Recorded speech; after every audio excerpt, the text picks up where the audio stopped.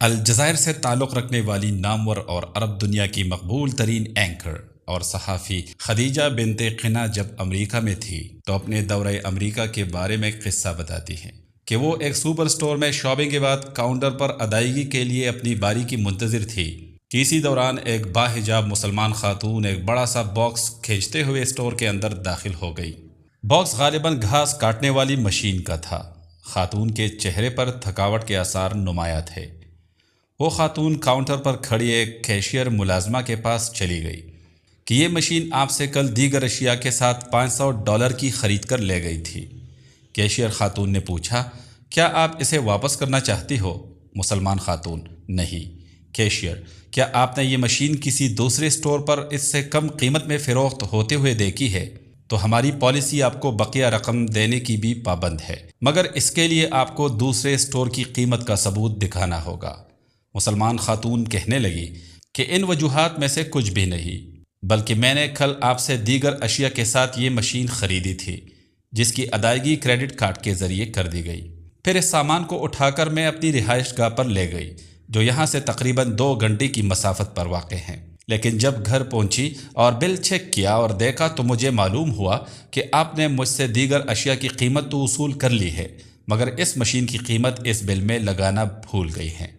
یہ بات سنتے ہی کیشیئر ملازمہ نے اٹھ کر ان خاتون کو گلے لگا لیا اور آنکھوں میں اترتے آنسو کو جذب کرنے کی کوشش کرتے ہوئے جذبات سے مخمور لہجے میں کہنے لگی کہ پھر کس چیز نے آپ کو 4 گھنٹے کی مسافت طے کرنے اور ملازمت سے چھٹی لے کر یہاں آنے پر مجبور کر دیا؟ مسلمان خاتون نے بڑی سادگی سے بولا کہ امانت داری نے، اور پھر انگریزی میں اسے امانت کے بارے میں اسلامی تعلیم اور حوالے کی تشریح کرنے لگی۔ یہ سن کر ملازمہ اٹھ کر شیشے کے کیبن میں بیٹھی ہوئی مینیجر خاتون کے پاس چلی گئی۔ مینیجر خاتون نے ملازمہ کو کہا، ہم سن نہیں رہے تھے، مگر اس کی باڈی لینگویج سے اس کے تاثرات بتا رہے تھے کہ وہ کچھ خاص انداز سے کچھ کہے جا رہی ہے۔ ملازمہ نے توقف کیا تو مینیجر خاتون اپنی نشست سے اٹھی اور باہر آ گئی۔ اسٹور کے تمام سٹاف کو جمع کر لیا، جس کے ساتھ کسٹمرز بھی جمع ہو گئے۔ انہیں اس مسلمان خاتون کی امانت داری کے بارے میں بتانے لگی۔ مسلمان خاتون خاموش کھڑی رہی، جس کے چہرے پر حیا کی پرچھائیاں بکھری ہوئی تھی۔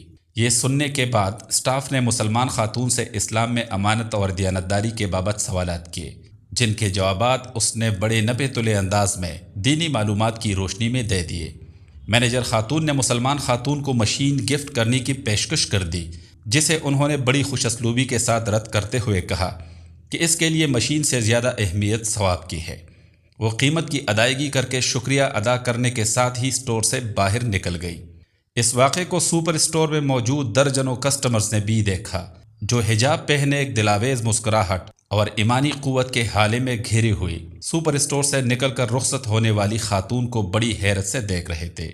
خدیجہ بنت قنا کہتی ہیں کہ یہ سن کر اور دیکھ کر اپنے مسلمان ہونے پر مجھے بڑا فخر محسوس ہوا اور اللہ تعالیٰ کا شکر ادا کیا۔ لا الہ الا اللہ محمد رسول اللہ پڑھنے کے بعد اگر انسان کے اندر 2 خوبیاں ہو، خوف خدا، اچھے اخلاق، معاشرہ اس شخص کی قدر کرتا ہے، اور یہی 2 خوبیاں مرنے کے بعد انسان کو جنت میں لے جا سکتی ہے انشاءاللہ۔ عربی اقتباس سے منقول۔